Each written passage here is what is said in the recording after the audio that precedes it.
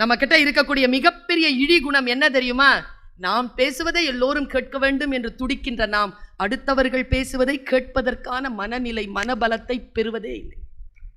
முக்கியமா வீட்டில் நான் நிறைய ஆண்கள் கிட்ட கேட்டிருக்கேன், ஏங்க உங்க வைஃப் உங்களுக்கு ஃப்ரெண்ட் இல்லையா? எங்க மேடம், பேசினாலே சண்டை வருது, வாயை திறந்தாலே சண்டை தான் மேடம். நான் ஒரு விஷயம், ரொம்ப நுட்பமாக ஒரு விஷயம் சொல்கிறேன். பொருளாதார உறவுகள் இந்த 2 டாபிக்லையும் இல்லாமல் பொது விஷயங்களை பேசி பழகுகின்ற தம்பதியினரின் முதுமை வயது மிக ரம்யமாக இருக்கும், ரொம்ப ரம்யமாக இருக்கும். பொருளாதார சண்டையோ உறவு சண்டையோ இல்லாமல் பேசுவது. பல நேரங்களில் நான் சொல்றேனே, பேசுறோம்ல, நான் பல தடவை சொல்லியிருக்கேன், பேசுறோம்ல, பெண்களுக்கு என்ன வேணும் தெரியுமா? ஒன்றும் இல்லைங்க, ரொம்ப சிம்பிளுங்க. நீங்கள் அவங்கக்கிட்ட பேசணும்னு அவங்க எதிர்பார்க்குறாங்க வீட்டில். 2, அவங்க பேசுகிறத நீங்கள் கேட்கணும்னு எதிர்பார்க்குறாங்க. அவ்வளோ 2 செய்கிறதே இல்லையே. சாப்பிட்டாச்சா? 11 மணிக்கு. குழந்தைங்களாம் சாப்பிட்டாச்சா? செலவுக்கு எதாவது காசு வேணுமா? முழிச்சிட்டு இருக்கிற, இன்னும் தூங்கு. இது சொல்கிறதுக்கு எதுக்கு நீ? இப்போ ஒன்றும் இல்லை. இப்போ நீங்கள் வந்துட்டு போனீங்கல்ல, 9:30 மணிக்கு வீட்டில் ஆரம்பிக்கும் தோசைக்கல் வைக்கிறதுலேருந்து 11:30 12 வரைக்கும் வீட்டில் இருக்கிற எல்லாருக்கும் 2 பேரும் பேசுனதையும் சொல்லி முடிச்சுட்டு தான் பொம்பளைங்க தூங்குவாங்க. ஆண்கள் எல்லாம் நல்லா தான் இருந்துச்சு, என்ன சாப்பாடு? அவங்க என்ன பேசுனா? அவங்களாம் பேசுகிறது தான் கேட்டுட்டு தானே இருக்கிற, தான் பேசுனாங்க. காலை வேலைக்கு போனோம்ப்பா. ஏன்பா கூப்பிட்ட, வந்தியா? வரல போ. இது ஆண்கள் மொழி, இது பெண்களுக்கு பிடிக்காது. நாங்கள் அந்த மாதிரி பேசுகிற ஆண்களை என்ன பண்ணுவோம் தெரியுமா? சொல்லட்டுமா?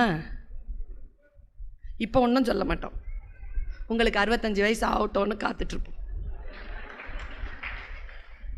அப்புறமா ஒன்றொன்னா எடுத்து, அப்புறம் குத்துதே குடையுதேன்ட்டு இருப்பீங்க. வீட்டுக்கு போனால் நிம்மதியே இல்லை மேடம். எப்படி இருக்கும்? 30 வயசுலேயே அந்த நிம்மதியை நீ தேடி இருக்கணும்.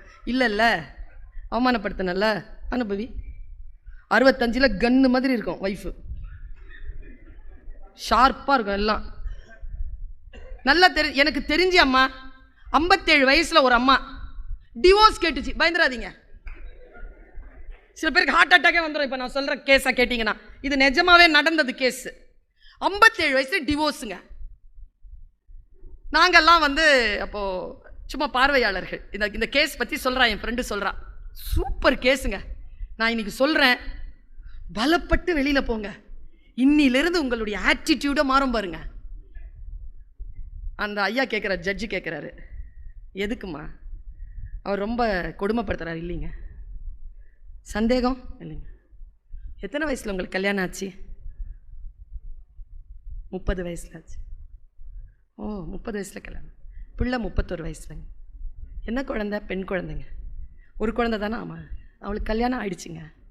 எப்போ ஆச்சு? அவளுக்கு 25 வயசில் பண்ணிட்டோங்க. இப்போ 1 வயசில் கையில் குழந்தை இருக்குங்க. ஆள் குடிப்பாரா? இல்லைங்க. இன்னும் சர்வீஸில் இருக்கிறாரா? இருக்கிறாருங்க, சர்வீஸ் இருக்குங்க. இன்னும் 2 வருஷம் சர்வீஸ் இருக்குது. எங்க கவர்மெண்ட் ஜாபில் இருக்காரு, அடிக்க மாட்டாருங்கிறீங்க, சந்தேகப்படலை. அவருக்கு எதாவது அஃபேர் இருக்கா? இல்லைங்க. எந்த அஃபேர்? கெட்ட வார்த்தை சொல்வாரா? இல்லைங்க. என்னதான் உன் பிரச்சனை? அந்த அம்மா சொன்ன ஒரு பதிலை சொன்னீங்கன்னா ஹார்ட் அட்டாக்கே வந்துடும் உங்களுக்கு. போதுங்க, என்ன போதும்?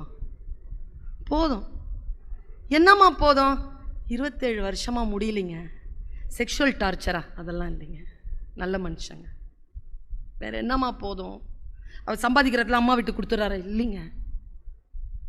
ஃப்ரெண்ட்ஸை கூட்டிகிட்டு கூத்தடிக்கிற? இல்லைங்க. வேறு என்னங்க பண்ணுறாரு?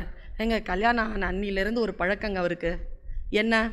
காலையில் 4 மணிக்கு எந்திரிப்பாராங்க, வாக்கிங் போவாராம். வரும்போது பால், ஃப்ரெஷ்ஷு காய்கறிலாம் கொண்டு வந்துடுவாராம். காலையில் அன்றைக்கி நைட் அரைச்ச மாவில் இட்லி, ஒரு சட்னி, ஒரு சாம்பார், ஃப்ரெஷ்ஷாக காஃபி ஃப்ரெஷ்ஷாக அரைச்சி தான் போடணும் காலையில். மத்தியானம் வீடு எங்கேயும் எடுக்க மாட்டாராம், ஆஃபீஸ்க்கு பக்கத்துலேயே வீடு எடுத்துக்கு வரான். வீட்டுக்கு வருவாராம், டீ டைமுக்கு கூட வருவாராங்க. சுண்டல் டீ குடிப்பாராம். கண்டிப்பாக ஒரு நாளைக்கு ஒரு சுண்டல் மாறி மாறி இருக்கணுமா. மத்தியானத்துக்கு ஒரு கீரை, 2 காய், ஒரு கூட்டு, ஒரு பொரியல், அதான் அந்த காய், அப்புறமா ஒரு குழம்பு, மோர், ரசம் கண்டிப்பாக இருக்கணுமா, சூடாக இருக்கணுமா. மறுபடியும் போவாராம், 3 மணிக்கு வந்துடுவாராம், வடை இருக்கணுமா, டீ இருக்கணும். நைட்டுக்கு காலையிலையோ மத்தியானமோ வச்ச எந்த வெஞ்சனத்தையும் தொட்டுக்க மாட்டாராம். ஃப்ரெஷ்ஷாக இட்லியோ தோசையோ பொண்ணுமா, மேடம் மாவு நைட்டுக்கு அரைச்சி அன்னைக்கு காலி பண்ணிடணும். போதும்ன்றுச்சுங்க அந்த அம்மா. அந்த அந்த ஆள் கேட்டாரு, இதுவே ஜாஸ்தின்னாரு. கலெக்டர் சொல்றாரு இதுவே ஜாஸ்தி. நான் ஒன்று சொல்லட்டுமா, அந்த கேட்டாருங்க அந்த ஜட்ஜு, இவ்வளோ நாள் எப்படிம்மா சமாளிச்சேன்? பொண்ணுக்கு கல்யாணம் ஆகணுங்கிறதுனால அமைதியாக இருந்தேங்க. கல்யாணம் ஆன உடனே விட்டுருக்கலாம்ல இந்த ஆளை. இல்லைங்க, குழந்தை ஏதாவது இல்லை, ஏதாவது செஞ்சு பிள்ளைனுடைய வாழ்க்கையில் ஏதாவது பிரச்சனைன்னா அதுக்காக பார்த்துருந்தேன். அவர் நல்லா செட்டில் ஆகிட்டாருங்க, அவர் பார்த்துக்கிட்டோங்க, போதுங்கன்ற. வீட்டில் போய் சூடாக ஏதாவது கேட்டீங்க, முடியலைங்க. வாழ்க்கை என்பது அற்புதமானது. முன்னால் இருக்கின்ற மனிதர்களுக்கு நாம் தரக்கூடிய மிக முக்கியத்துவம் வல்லமை என்பது என்ன? ஒருவரை ஒருவர் இட்டு நிரப்பிக் கொள்ளுவது தானே. ஒருவரை ஒருவர் இட்டு நிரப்பிக் கொள்ளாத வாழ்க்கை ஒரு வாழ்க்கையா? விட்டு கொடுக்காத ஒரு வாழ்க்கை ஒரு வாழ்க்கையா?